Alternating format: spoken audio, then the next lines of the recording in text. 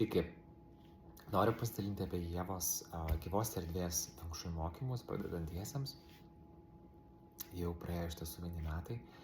Labai džiaugiuosi, kad aš sudalyvavau ir pasirinkau šitos mokymus ir šitą pirmą pakopą.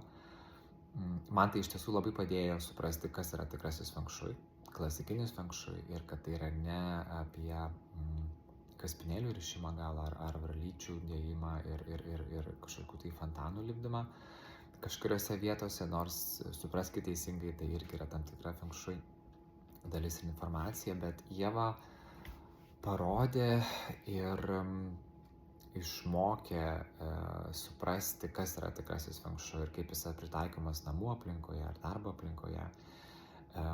Ir tai yra labai gilus mokymai, kurie labai įgalino mane pamatyti erdvę ir netgi save kitaip, suprasti, kaip teka či energija namuose ir aplink namus.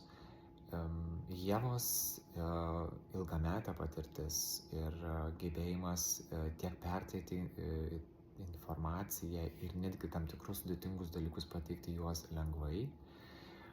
Informacijos tikrai yra daug, bet jinai yra įdomi ir jinai keičia. Jinai keičia tiek supratimą, tiek leidžia pritaikyti tuos dalykus namuose, gal ir klientams. Jeigu jau dirbate su namų erdvėm, tai iš tiesų labai džiaugiuosi, žadu tęsti toliau mokymus ir dar iki šiol atsimenu savo patį tą pirmą įspūdį pirmos dienos, po pirmos dienos mokymų važiavau namo. Labai keistas jausmas kilo viduje, jaučiausi lyg grįžtu iš kito pasaulio.